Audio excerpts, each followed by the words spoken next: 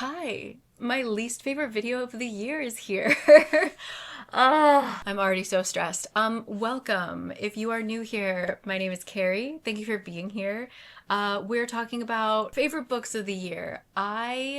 Disclaimers abound. The reason why this video stresses me out is because I know that my opinions change constantly. I have such a strong honeymoon phase when it comes to books. Sometimes I like books for the dumbest reasons, and those reasons I will express in this video, hopefully. There's like a weird little elitist in the back of my mind that is like, you need to talk more about certain genres and put them on your list. A lot of emotions for this very frivolous video that's supposed to be just sharing the things that I like.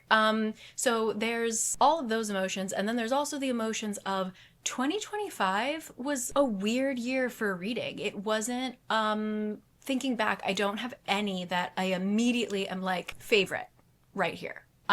So we're gonna do a slightly different format this year where I'm going to go through each month and tell you the favorites of that month. And I think that that also really helps me kind of put books into context, because some books I like more because I've been through this like horrific drought of like this horrible reading slump, versus if I had read that like while I was in the midst of reading just like back to back great books, it wouldn't have been a standout. So I think that that can kind of show you also just like the mental space I was in. I'm very much a mood reader. I don't know.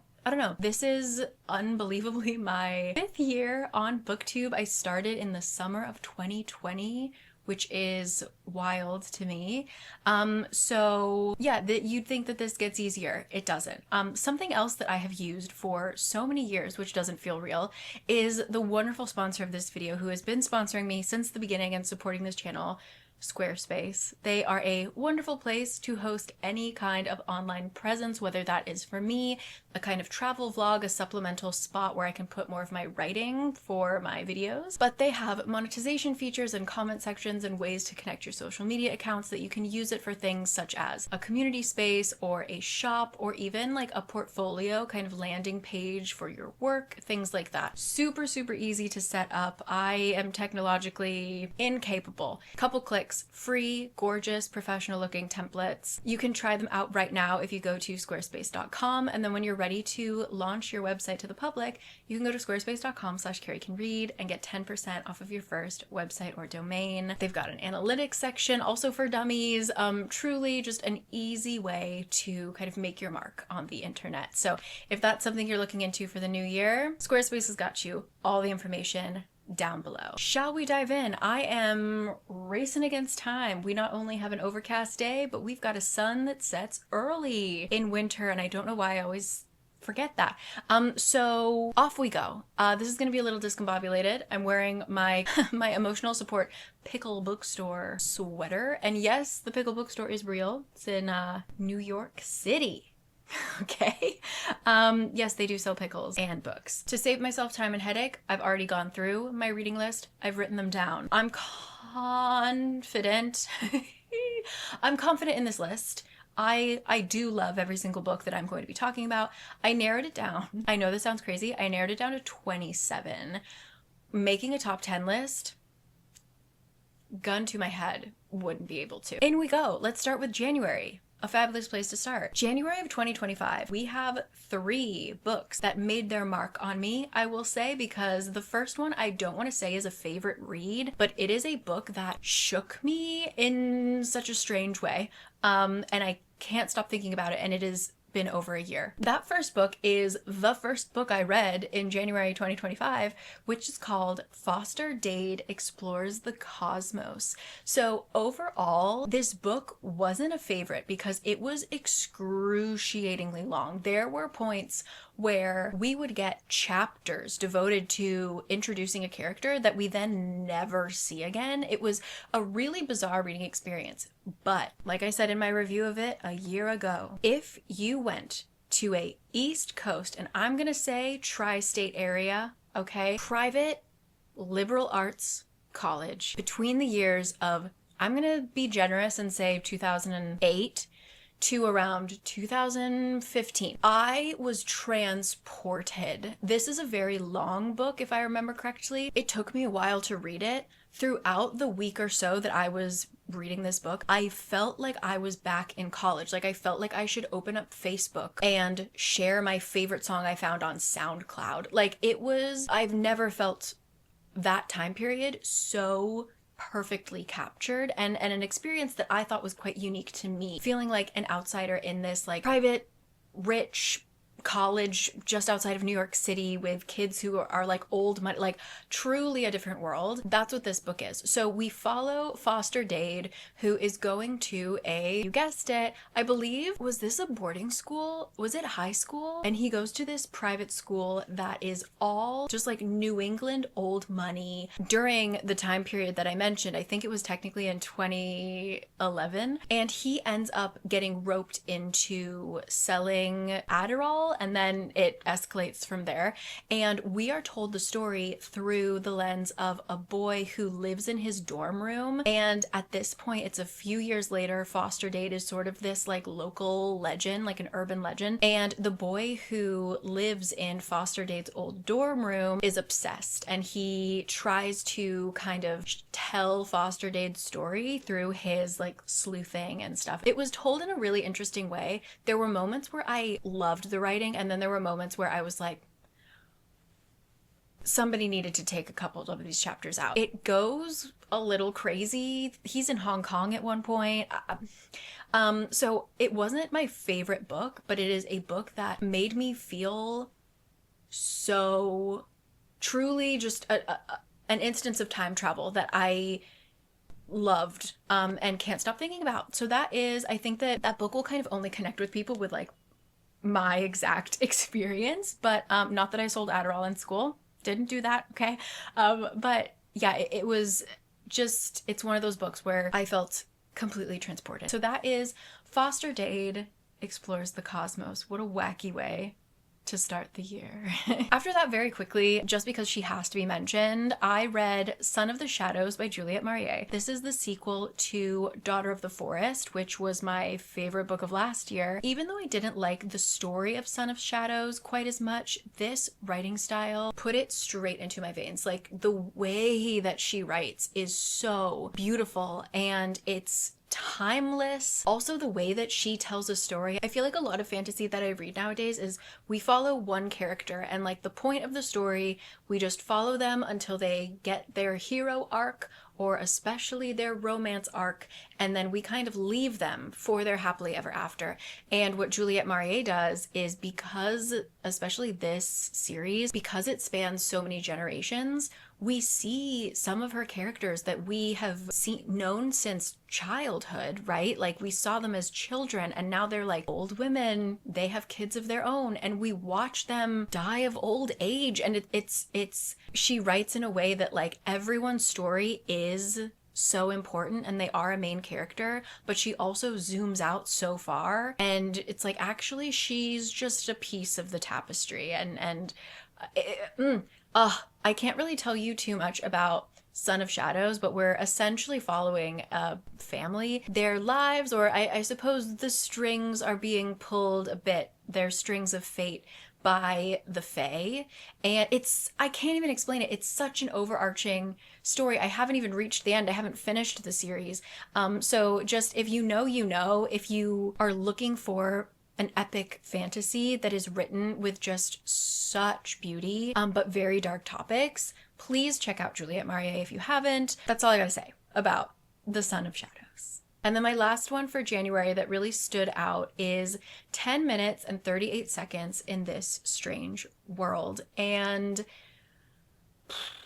this one is dark, so beautiful, and just like, I think it, more than the actual reading experience, I think it was just the idea of this story that really stayed with me for the entire year.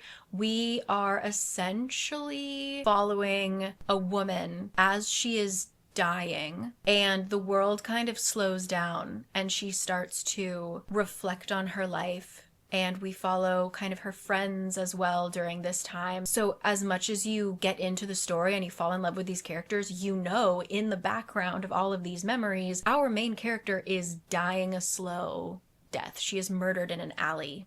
I believe she is like stuffed in a dumpster. Like it is really dark. So this is, I think, my second book by this author.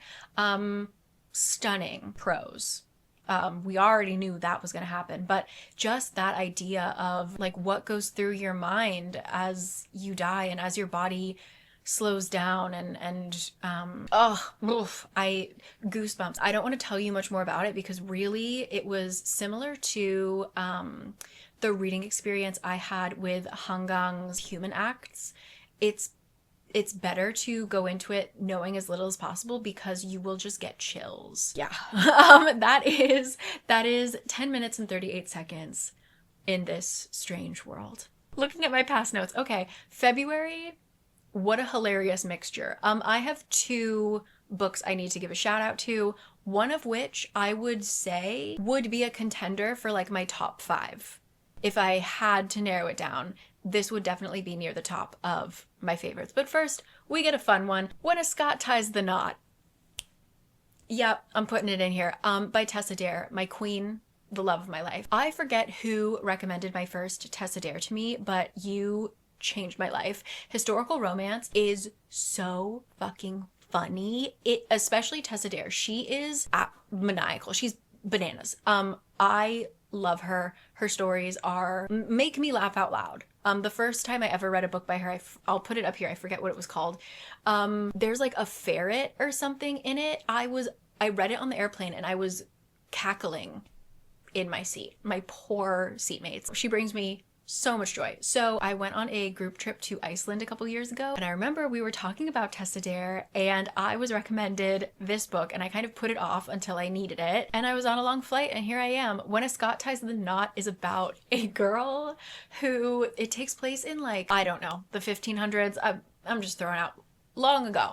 Okay, this girl's family is pressuring her to get married, okay, get engaged, and to get them off of her back, she starts writing letters to this guy that she just makes up. She tells everybody like, oh yeah, you know, I met a guy, he's a soldier, he's off at war, and things are really serious. We're exchanging letters, okay? So she commits to the bit, and she writes these letters off to some, literally like Officer Joe Schmo, right? Sends these letters out for years. And when the war ends, this man just like appears at her door and is like, hello, I'm Officer Joe Schmo. Looks like I've got a wife to come collect. And she gets like whisked off to this castle in Scotland, and it's just so funny. She's also some sort of scientist, and so she has these like lobsters that she brings around. It's chaotic and so funny. And if you need just hoot and holler and good time, as one says, there you go. When a Scot Ties the Knot. Always a fave. However, the book that I would say would get on my truly favorites of the year would be Small Island by Andrea Levy. I forget how this got on my radar, but I'm thankful it did. This is a multi-POV story taking place in London right after World War II. We follow 2 people from Jamaica, which at the time was still under colonial rule by the British Empire, and then we follow 2 British folk living in London. First of all, just for the historical aspect, learned so much. Really interesting. One thing I found fascinating was like the treatment of Jamaican British soldiers versus African American soldiers, how their countries treated them, and then just sort of like what was London like after the war. But also on like a character note, these characters, -1, I got a bone to pick with the 4th POV, but that's for another time. These characters were hilarious. Like, we have our main character, a man from Jamaica who comes to fight in the war, and then he ends up moving to London to stay there after the war. Actually laugh out loud hilarious. Like, he went through the darkest shit, but he would just say the most out-of-pocket things. His POV was just like a joy to read. His wife is also so funny, but she's more like appalled at how gross London is. She's also Jamaican, and when she comes to London, she's like, okay, like, I heard that this place was civilized. Why are these people so dirty and gross? So she's like a little bit stuck up, but in the best way. And then we have another character who is a white British woman who is the owner of the place where our two Jamaican British citizens are staying. And she is, bless her heart, trying not to be racist. She thinks she isn't. You know what? Read it for yourself. I do think that one of the POVs was so weak compared to the other three, but I just had a really great time. So if you love historical fiction, this was just so fun. And I believe there's a movie, I didn't watch it, but there's a movie made of it, or like a TV show perhaps. But if you're interested in post World War II London, specifically through the eyes of Jamaican British citizens and what they had to deal with, really beautiful, really heartbreaking, but also really funny. That is Small Island. Then we make it to March. March, you know what? I had a great spring. We've got great books to talk about. I have 4 for you in March, starting with A Dark Wild Shore. I gave away my copy. I did. Oh, I had a book swap. Okay, I don't have it. Gave away my copy, which I low-key regret. A Dark Wild Shore fucked me up. That's all I gotta say. And apparently this is like her easiest going book. This author wrote other books that are apparently even more devastating. A Dark Wild Shore is about a family that lives on this really desolate island. They are in charge of like a seed bank, basically, like where I know that there's a few, like I think there's a really famous one in Norway, basically where we have like this library of seeds where, due to climate change, if we were to ever need to rebuild our food sources, we would have these seeds, right?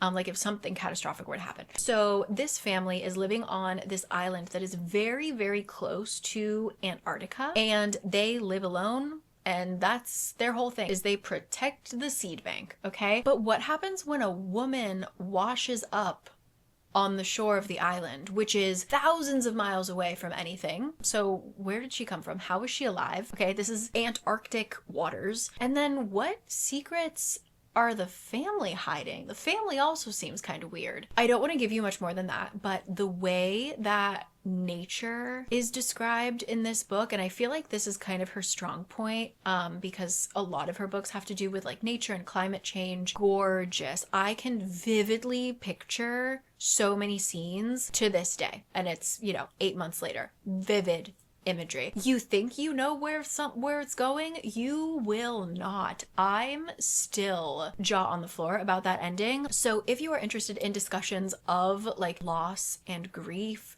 but also like the loss of nature, like one of their big issues is this island, because of climate change, is actually going to be uninhabitable soon, so they need to move the seed bank, and like the family has to think about moving back to civilization and things like. It's so layered, but just like devastatingly beautiful at points, and just an unforgettable story. Go in knowing, like, full warning, it's gonna haunt you. But I think it's worth it. That was A Dark Wild Shore. After that, really quickly, The River Has Roots. Is anybody surprised? I love This Is How You Lose the Time War, and The River Has Roots is written by one of the co-authors of This Is How You Lose the Time War, Amal El-Mohtar. This was not what I expected, but I also don't know what I expected, but really beautiful. This is a sort of fairy tale about, I would say mostly about sisterhood, like love, but specifically the love of sisters. If you love new kinds of magic systems, this magic system in the book is based off of grammar. And so every word that you choose, how you conjugate something, that is sort of how the magic system is built. And then so much of the magic is communicated through song. And so I haven't listened to it, but the audiobook is apparently stunning because there is actual singing in the book. This was really wonderful because there is a smidge of romance in it. I really thought that this was going to be like a love story in like the romantic sense, but continue through it, and it's It's really a story of sisters, and it was just written so beautifully, and it's short, and it just delivered exactly what it wanted to. It wasn't too long. I love their writing so, so much. So, like I said, no surprise there. The river has roots. Next up, I say this with like a bit of a caveat, okay? I read Oathbound by Tracy Deonn, and I just want to say, Oathbound, book number 3 of a series, standing alone, I wouldn't put it as a favorite, but the experience of rereading Legendborn, Bloodmarked, and then Oathbound together, having that series take over my life again for like a month, that's how long it took me to read these books, 10 out of 10. I love Legendborn. I think as like a first book in the series, Legendborn is perfection, adored it, and rereading that and Bloodmarked to get to the 3rd book, I love this series. If you don't know, before I get too far ahead of myself, Legendborn is a young adult fantasy series that combines present day with King Arthur, but also demon hunting. Yeah, I don't want to say too much more. I've made so many videos about it. You can do your research, but Oathbound is the 3rd book in the series, and I think that in order for the story to get to where it needs to go, the story had to expand itself, and so there was a lot of new POVs and new characters and a bit of a time jump, if I'm not mistaken. Some characters that I love them because of their relationship. A lot of the characters are physically very far away from each other, so they don't have that like banter and friendship and things like that. So there were a lot of things I didn't like about Oathbound, but I understand why they happened. It's more of I tend to not like the sort of connective tissue from one intense action to the final stage of action. I tend to be a little impatient and a little bit like, let's get this going. So Oathbound by itself, not perfect. Legendborn as a series, love of my life. Tracy Deonn. If you like fantasy and you haven't read Legendborn yet, what are you doing? And then very last but not least for March is Hazelthorn by C.G. Drews. I'm pretty sure Don't Let the Forest In was in my favorites for last year. So back to back C.G. Drews, and I believe they have a book coming out in March of this year. So just, they keep pumping them out, I'm gonna keep eating them up. Hazelthorn is, I believe they call it like botanical horror. It is this like creepy gothic tale about a boy who lives with his guardian in this house surrounded by forests, but our boy is sick, weak, unable to really leave the home. But his life gets really shaken up when his guardian unexpectedly passes away and the family descends on the property. It kind of becomes a Knives Out situation where he is left most of his guardian's fortune and the family just turns on him and hates him. But in order to get his guardian's money, there are a few hoops he needs to jump through, a few rules he needs to follow, and some of those rules are made a little bit difficult to follow because of the return of his guardian's nephew, who is this boy that we don't really understand their relationship, but it seems a little tumultuous, a little toxic. I loved it. I honestly can't tell you too much about the story because the story was like, fine. The writing in this is so flowery, botanical horror. Everything is a creeping vine, but truly everything is described in the most over-the-top way. But the reading experience, I just loved the language. I think I said this in my initial review, but like there were points where I could taste dirt. Like I truly felt like I was sitting in the dirt with these kids in the forest. Like it was all encompassing, gross, and just like green and gorgeous. Yeah, creepy old house, toxic queer relationship. Loved. That is Hazelthorn by C.G. Drews. Following it up with another good month, I have another 4 for you. Surprise, surprise. I feel like a lot of these books actually should be on other people's lists as well, so apologies if you hear a lot of us talking about them. Starting off with The Starving Saints. Ooh, oh, this was so right up my alley. We are talking about a city that has been under siege for a very long time. People are dying. People are starving. What are we going to do about it? We follow 3 different women. One is a nun scientist who miraculously found a way to clean their water source. So they might die of starvation, but they're not going to die of thirst. Okay, she has saved the town essentially. So now she is tasked with finding out a way to find a new food source. And she's like, guys, it's not the same thing. Like cleaning water, I can do. Making food out of nothing, we need a miracle. Keep that in mind. Our other POV is a lady knight who would much rather be on the battlefield, but for reasons unknown, she is being tasked with staying inside and being the bodyguard to this nun scientist. She's got thoughts about that. She doesn't enjoy it, okay? And then we have another girl who is a bit more mysterious. She clearly has a grudge, and she's kind of doing her own thing. Her storyline is absolutely whack. As we are looking for a miracle, what happens when our prayers are answered? What happens when the gods that we pray to show up? And what if they aren't really nice gods? You know, I don't want to say too much more, but it truly, this story descends into a fever dream. A lot of the last half of the book, you don't know if the characters are insane, if you are insane, everyone's insane. Like it's a lot of just like weird religious imagery, potentially cannibalism, honey. It's like sticky and gross and like greasy. It was just a story that really stuck with me and I really enjoyed it. But it definitely was a book in which like by the end of it, I was like, did I understand any of that? But that is The Starving Saints. I don't want to give too much away, but just such a weird, gross, good time. Enjoy. Next up, a surprise. I wasn't sure how I was going to feel about this book, and I ended up really liking it. Thank God. That is Gifted and Talented by Olivia Blake. She, as you know, Olivia Blake has written some of my favorite books and some of my absolutely least favorite books. I love picking up her work because I just never know. What's it going to be today?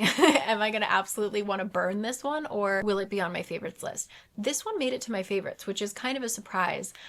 Gifted and Talented follows a family of magically gifted people whose father has died and they all need to come back to the home and kind of read the will and figure some stuff out. This is an urban fantasy. It takes place in modern day and they all have like really overachieving kind of jobs, okay? One is a politician, potentially running for president. It's been a while, guys. I don't remember the actual plot. We have one woman who is a CEO, very successful in the business world, etc. But we're all wondering who is going to get their father's company, who is going to get their father's love, essentially. And Olivia Blake's writing style is so over the top. She can write a sentence that spans 2 pages. I mean, it's sometimes too much, but for some reason in this book, I really enjoyed it. I find it really hard to root for characters that are just like rich and annoying. And this book didn't necessarily have me rooting for them. Like I was just more of a fly on the wall. This is a book that I kind of shouldn't have liked, but I actually really did.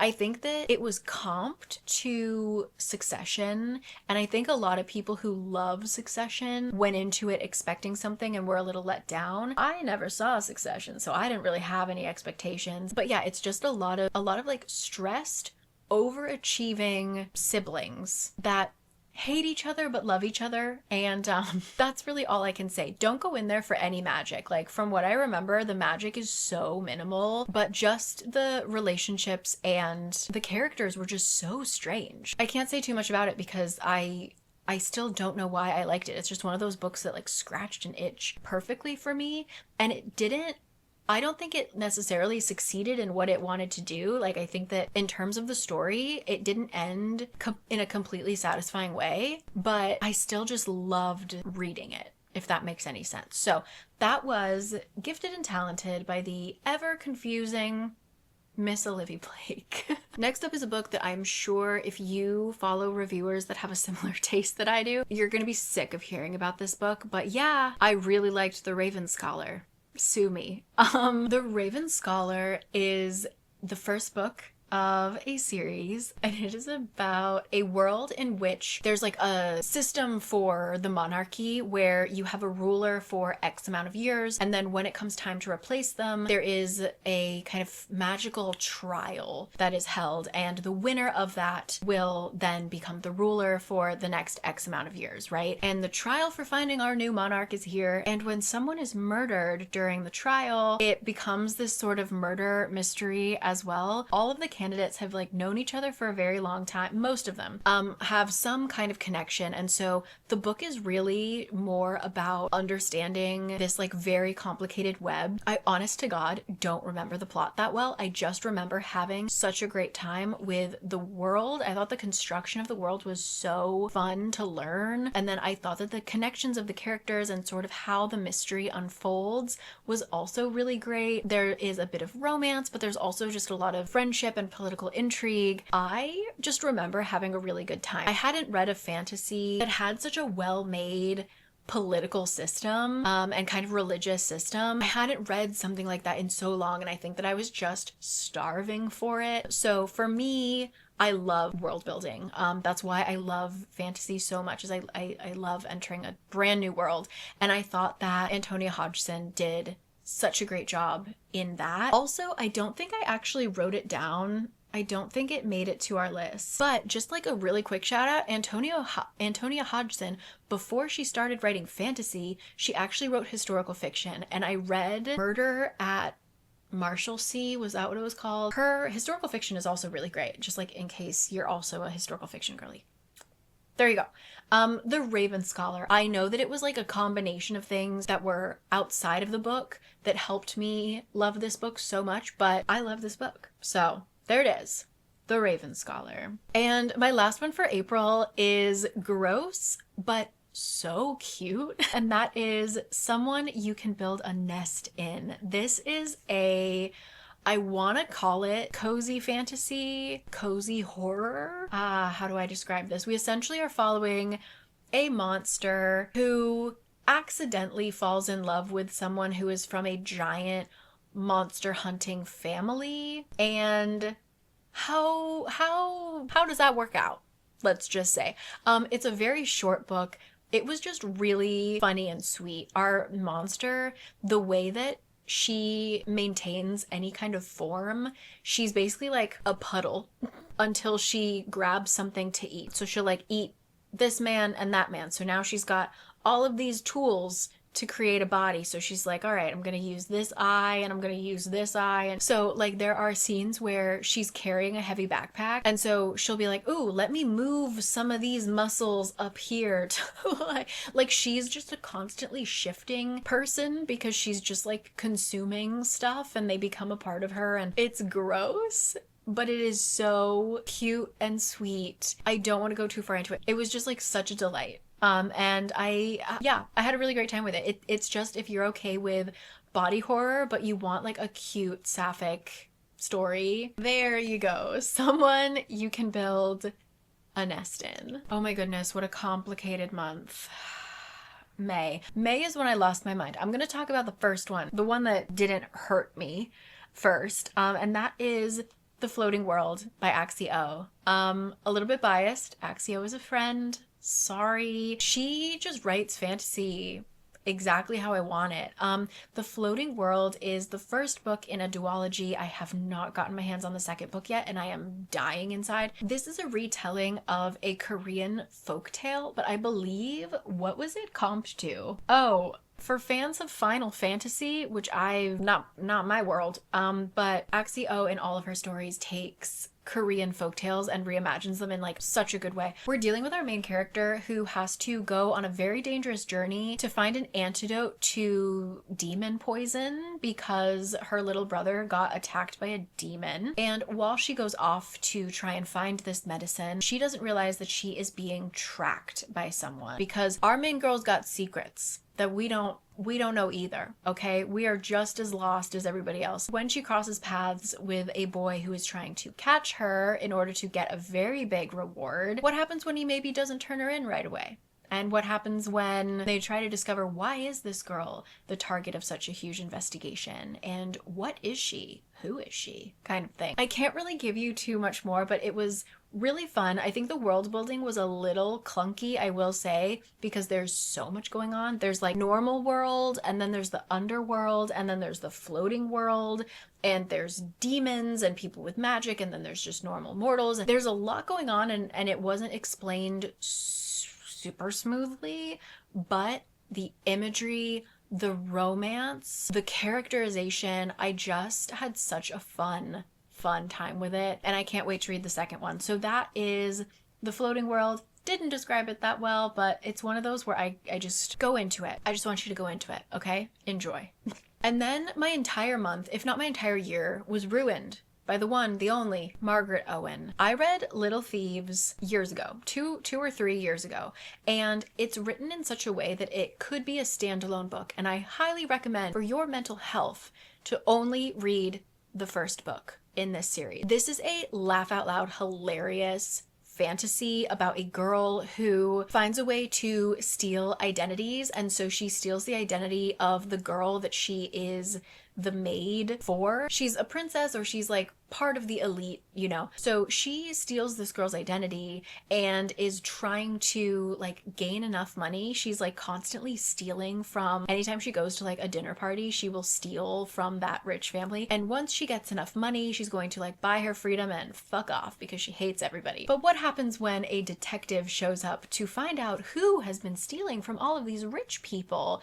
And he's really, really good at his job. So he starts to kind of hone in on her. It all just unravels. The romance, the banter, it also just deals with like trauma, the feeling of abandonment, of the lack of love, and like emotionally abusive parents. Like it's got so much depth to it, but it's also genuinely laugh out loud so funny. So I read Little Thieves, loved it, and then I knew that it was going to be a trilogy, and this, even though the second one was out, I didn't want to do that to myself, where I knew the second one would end on a cliffhanger. I didn't want to have to wait an entire year for the third book. So I waited for the trilogy to be done before I dove in, and what a mistake.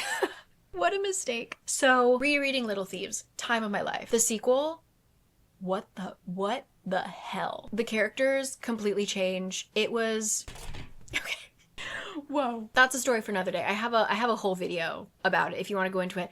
The third book, genuinely, I had to take sanity walks. Like, this was a book that I had to put down and stomp around. Like, I was so mad at the characters. I was so mad at where the story went, but I was so addicted to the world. I love these characters, specifically our main character Vanya, so fucking much that I would read her do anything. Like, I was so committed to this world and these characters that even though I was watching them do things that I was like, we would not be friends in real life. Like, you guys are making the worst decisions. You guys are so stupid. I was so angry at this book, but I'm putting it on this list simply because it took over my entire life for a month. Even though I really am angry about the way that the story went, the fact that her writing made me so connected to those characters is a triumph. Like,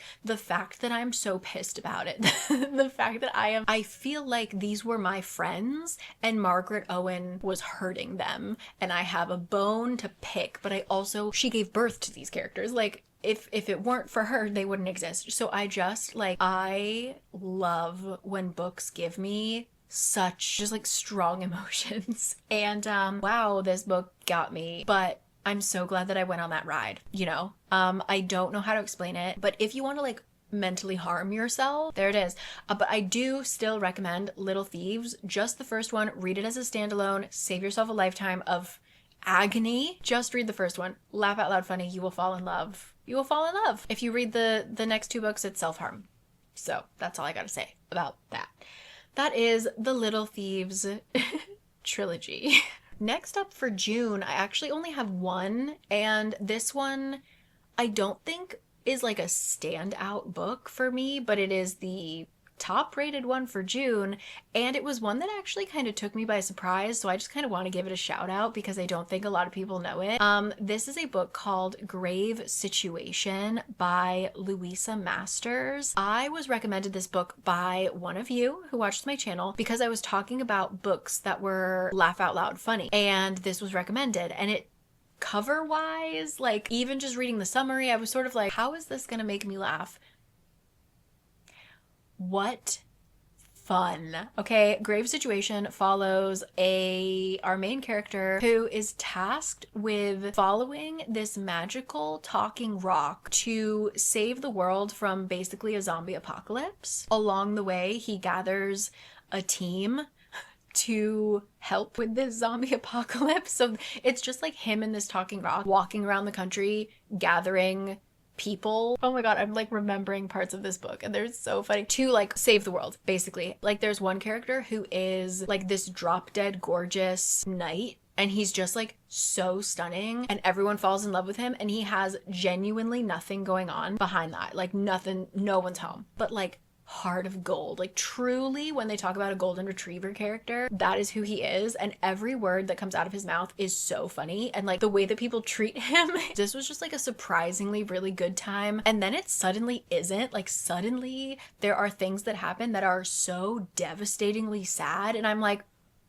I was having fun, and this is decidedly no longer fun. I can't, yeah, it had the highest highs and the lowest lows. Also, I will say there is romance, but I wish that there were more of it. And I usually have like the opposite complaint because the romance was so cute. The yearning was so there. I think she could have done more with it, but that's just like a tiny note. I really, really had a good time. It was ridiculous and so fun. So fun. I should read it again, actually. That is Grave Situation. Okay, we enter July. July was also a month of pleasant surprises. How do I start talking about this one? I read The Listeners. I know Maggie from The Raven Cycle, and I love her writing. It's just the kind, she writes stories that like don't leave my mind, and I think that that's really cool. Even for better or for worse, her Shiver, whatever her werewolf series was, it stuck in my mind. Again, for better or for worse. So the fact that she was writing her first adult novel, I was curious to see because a lot of times authors that write my favorite young adult stuff, when they go to adult, I'm always like, go back. I wasn't sure. This, so pleasantly surprising, simply for the reading experience. I would say like zoom out, look at the story as a whole from beginning to end. Didn't really necessarily like how it ended or where it ended, but the experience of reading that story was so unique. So The Listeners is about a woman who is the manager of this luxury hotel in the middle of Appalachia, like very remote, very rural. This is where people go to escape and just have this amazing, luxurious time in the mountains. This is taking place right as the United States enters World War II, and she is hit with a bit of a conundrum. First of all, war rationing. Okay, how are you supposed to run a luxury hotel when you have to count how many cans of beans you can use? Okay, but also, who is staying at her hotel but diplomats from the Axis powers? So, and this is kind of based off of a true story where obviously Americans had diplomats living in Japan, had diplomats living in Germany, etc. And when America entered the war, Germany, Japan, Italy, Russia, etc. took those American diplomats and like held them in a safe place, right? They weren't hostages, they weren't prisoners, but they were, the embassies weren't running, let's just say. Okay, so we have our ambassadors and things like that. So the United States reciprocated. And so any of our Japanese diplomats, our German diplomats, we took them and brought them to stay at nice hotels. They're treated nicely, as they're hoping that the Germans are treating the Americans nicely, but in a very rural area. Okay, so this hotel was just one of many where these diplomats were staying, and like they brought their whole families and staff and stuff like that. So also she's like, how do I run a hotel and how do I be hospitable to people who are part of the governments that I'm sending some of my young men, some of my young employees off to be killed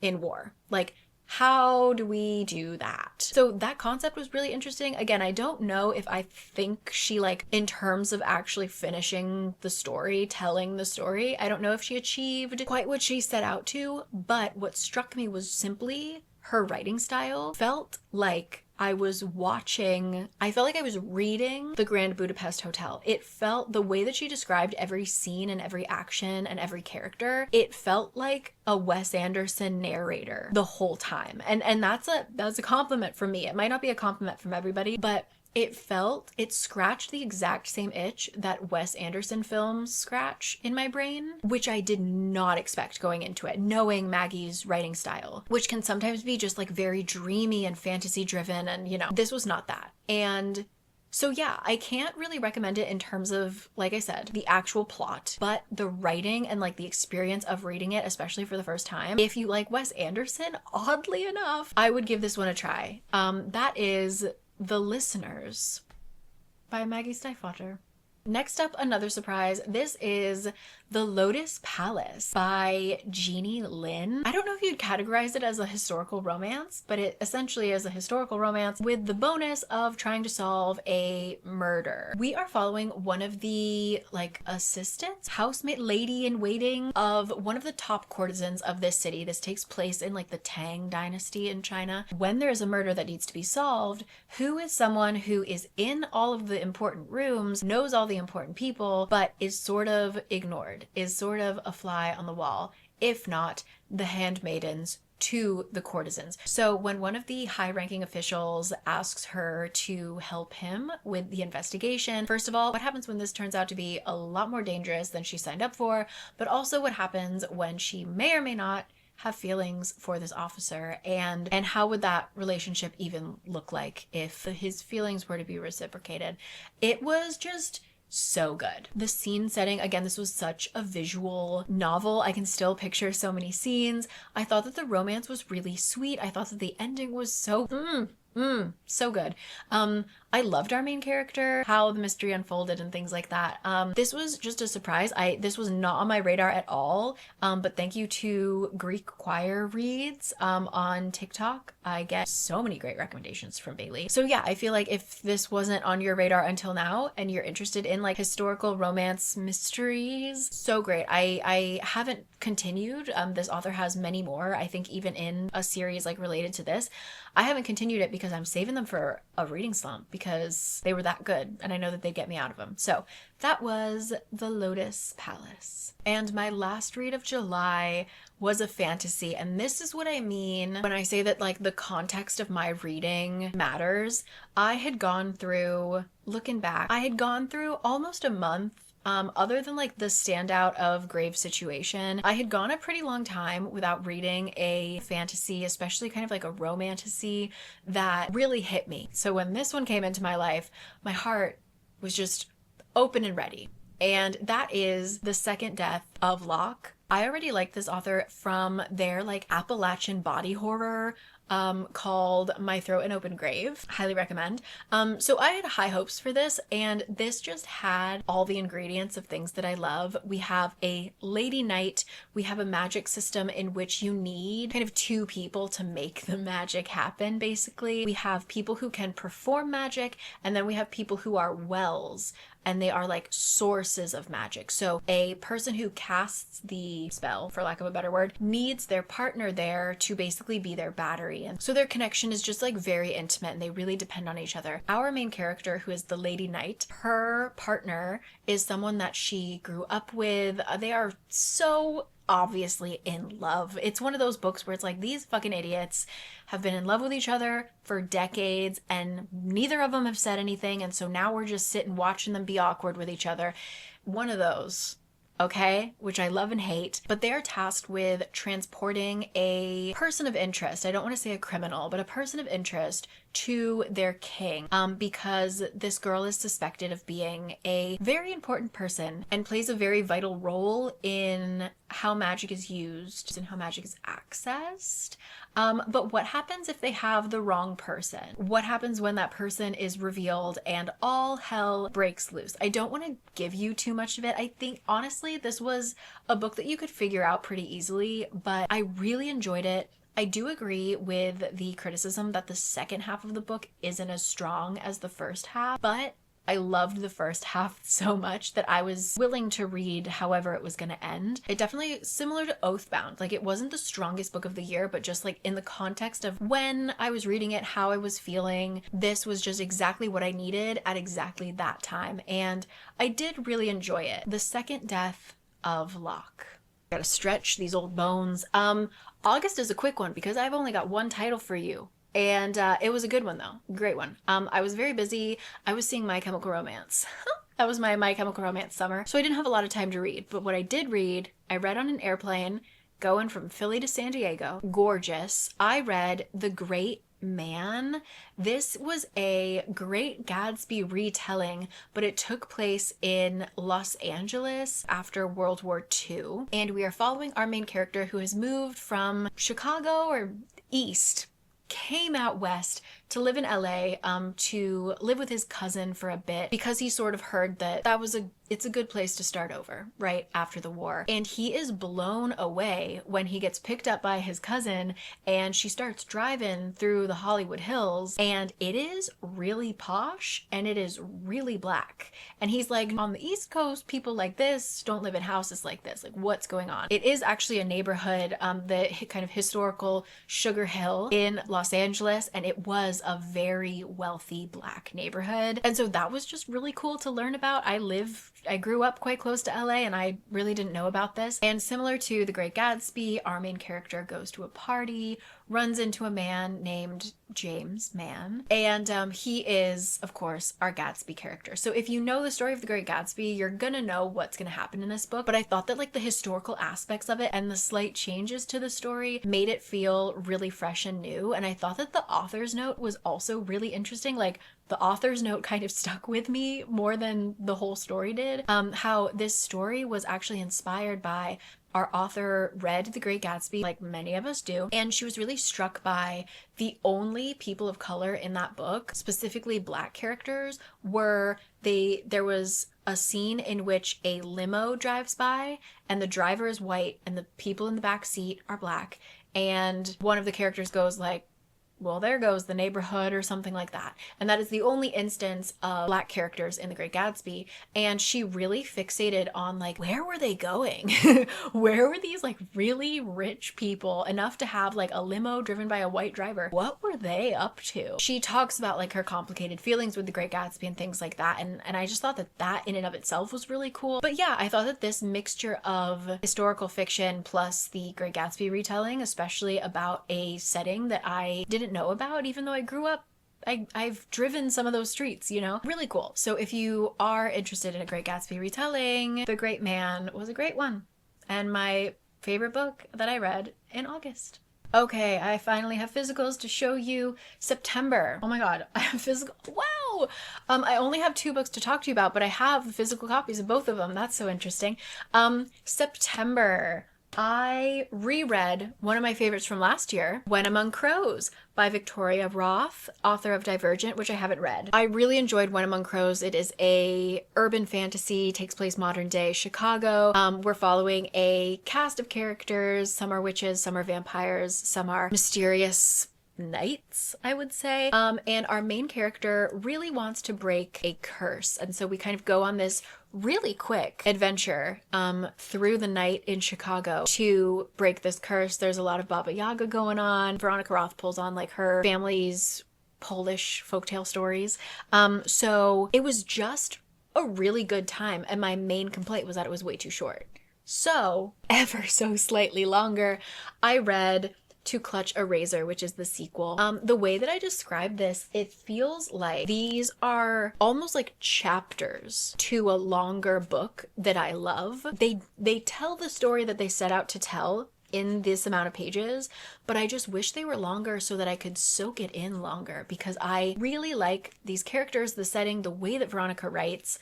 I never read Divergent, so I've read a few of her other books, but I think that she's really got something here. There's a lot of found family, there's a lot of thinking about your family, and do they really love you if whether it's like political beliefs or their moral compass, if those don't support you as a person. can you still love your family if like technically they don't really love you? They only love like an idea of you. It was just really good. This one, we actually go to Poland and there's like the tiniest bit of romance, like just enough for me to be in love with their love, not enough to like take up the whole plot. Like truly, this book, both of these books just leave me hungry for more. I'm hoping that the third book is a little bit longer. They also don't end on cliffhangers, so you can read them at your own pace without any stress. I hate cliffhangers, especially when a series isn't finished. I just had a really, really great time with this. So that is To Clutch a Razor, and also When Among Crows if you haven't read that yet. Thank you. And our second book of September, to no one's surprise, Wild Reverence by Rebecca Ross. So in January, I talked about how much I love Juliette Marie and how her form of writing is just so difficult to describe, but so beautiful and timeless. It just feels like a story from long ago. Rebecca Ross apparently has said many times that Juliette Marie is her biggest influence. I could feel her in this book. This is a prequel to Divine Rivals, which is a duology that I have a lot of thoughts on because I really liked the first book and the second book was not it for me. I really didn't like it. So when it was announced that Rebecca Ross was working on a prequel, I was a little hesitant because again, the series really let me down. I wasn't really interested in being in that world any longer. This is a prequel, like prequel to the point where I wouldn't even say they're attached at all. There is a tiny little Easter egg in the epilogue. That's all it is. So really, if you didn't like Divine Rivals or you haven't read Divine Rivals, you don't need to know anything to go into this. This can be a standalone for you and you will not feel anything lacking. We are essentially following a goddess who falls in love with a mortal, just sort of like the trials and tribulations of her life living amongst gods. And these are truly like immortal beings, and so they are ruthless and selfish and just like the things that happened.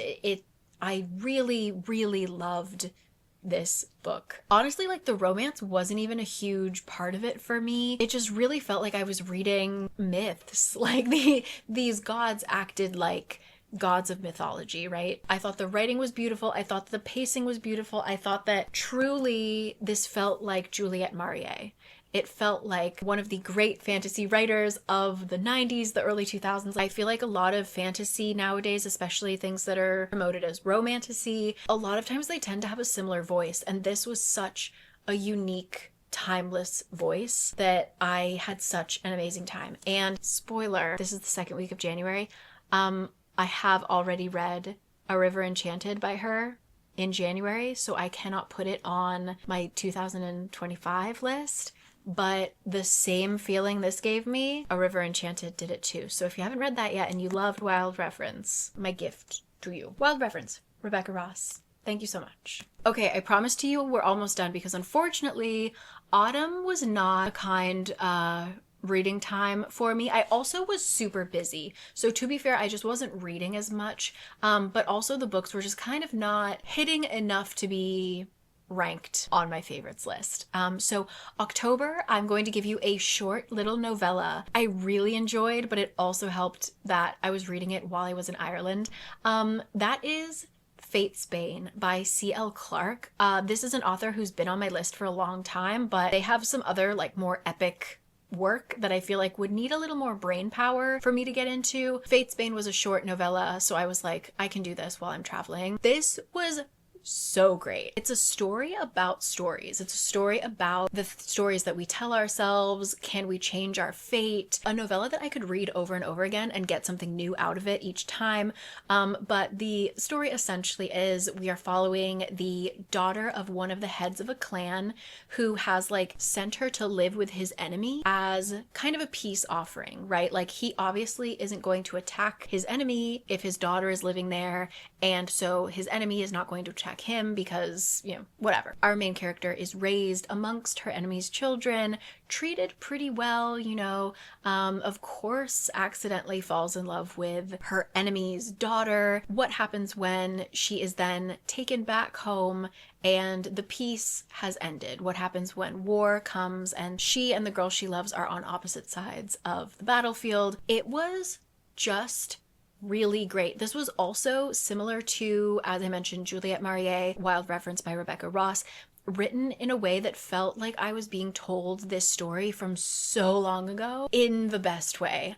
It was short, but the romance was so good. I felt like all of the characters were really well constructed. Like, even though it was very short, I felt so strongly for these characters. And I thought that the ending, when we're really talking about stories and fate and can we change our story and how do we tell our story, that just like I ended up having to like put the book down and just really muse over it for a while. And so for a book that was so short, for it to stay with me and affect me that much, that it was the standout of the month, the only book I have for October, I think really means something. So that is Fate's Bane by C.L. Clark. Last two books. You are going to be shocked to hear for November that I loved The Everlasting by Alex E. Harrow. My most anticipated book of the year. I think it was either last year or the year prior to that, I put Six Deaths of a Saint, a 30-page or something diabolical like that, a short story, made it to my list of favorite books of the year. Six Deaths of a Saint shook me, and it shook a lot of people to the point where Alex E. Harrow decided to develop that story into a full-length novel, and we got The Everlasting.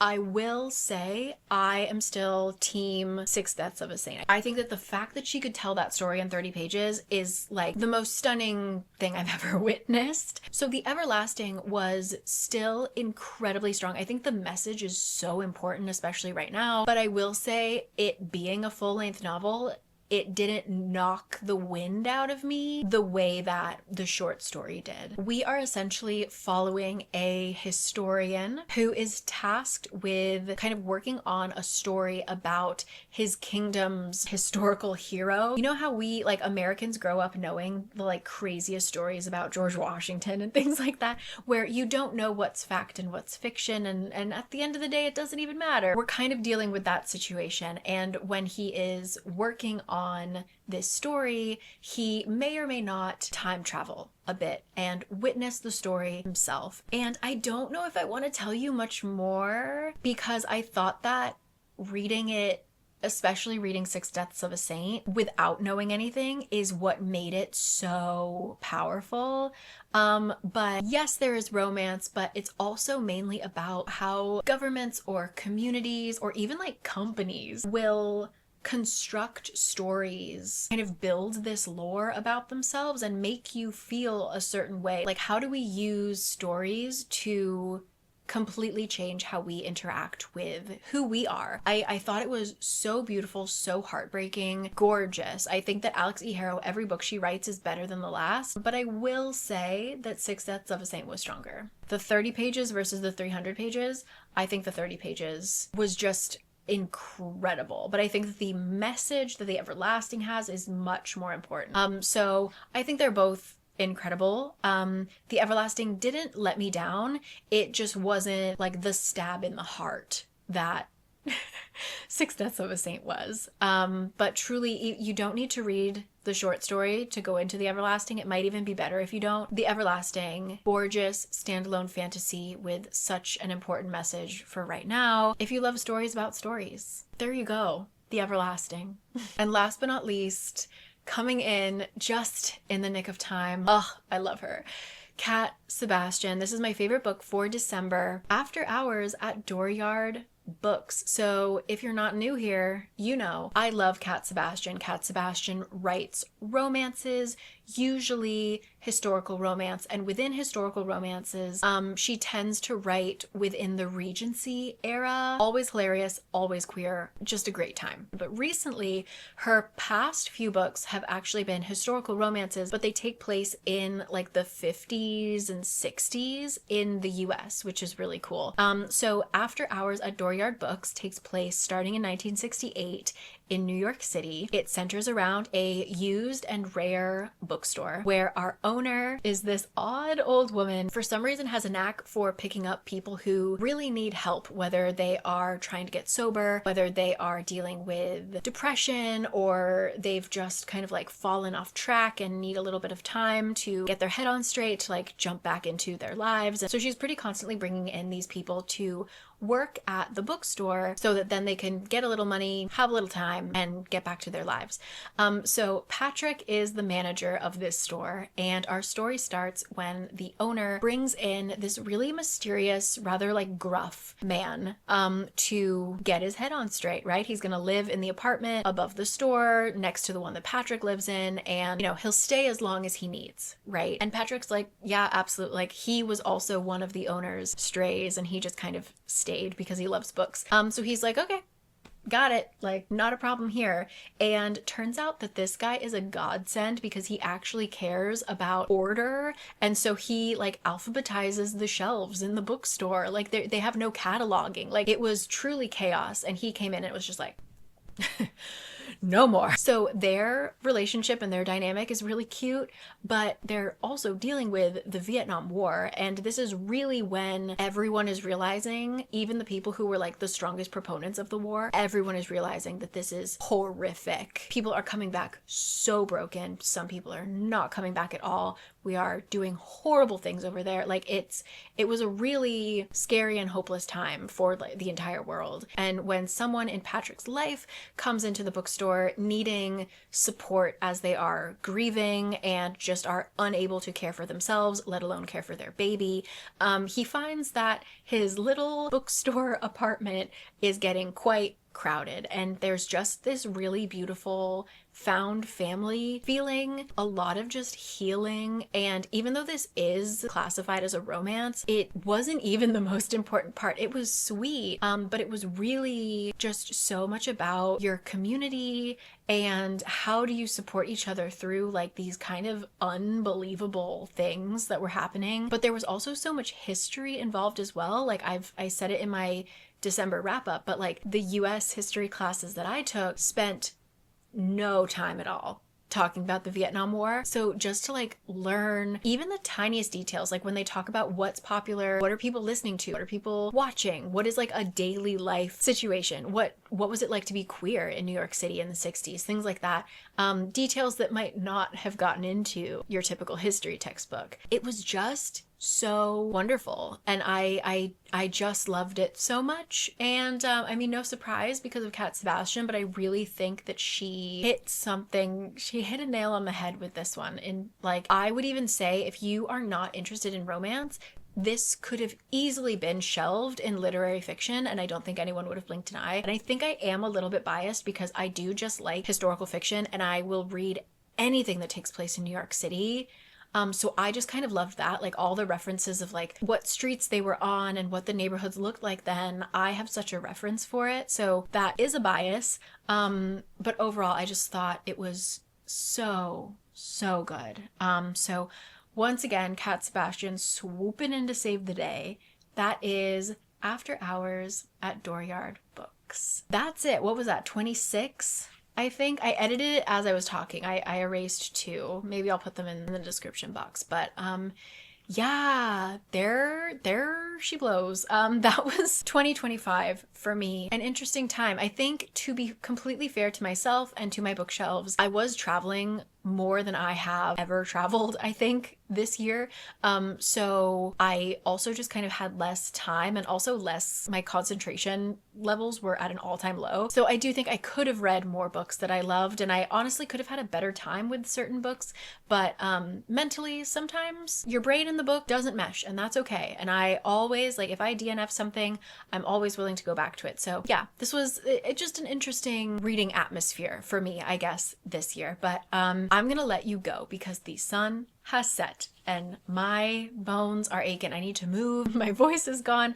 I'm so excited to already talk to you about the books that I've read this year, books that I'm planning to read. Please let me know your favorite books that you read this year, if we have any that we matched on. Do we have completely different tastes? Because I love hearing when you guys like use my negative reviews to to fill your TBR. I just like, you do you. I'm happy to help. However you get a book in your hand that you love, happy to facilitate. But yeah, I'm gonna end this one here. But thank you so much to Squarespace for always supporting this channel. Link will be down below, but you can go to squarespace.com/caricanread to get 10% off your first website or domain. My website is always linked down below as well if you want to check it out. And thank you for another year, 5 years on BookTube.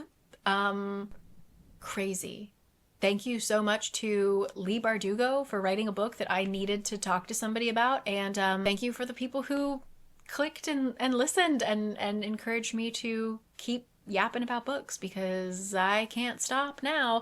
So yeah, just thank you guys so much, and I'm so looking forward to everything this year. I'll be in the US for a little bit, maybe going to some book events, so I might see some of you guys there if you're going to any book events in New York in February. Yeah, just looking forward to a lot of things, a lot of releases this year I've got my eye on. I think I'm a little bit better now at picking what books I will love and which ones I won't. So hopefully I have faith. I have faith in a good reading year ahead, and I hope that you have one too. So I'll see you guys then, okay? See you next time. I'm gonna try and keep up the weekly videos. So see you next week for whatever we get up to, okay? Love to you always.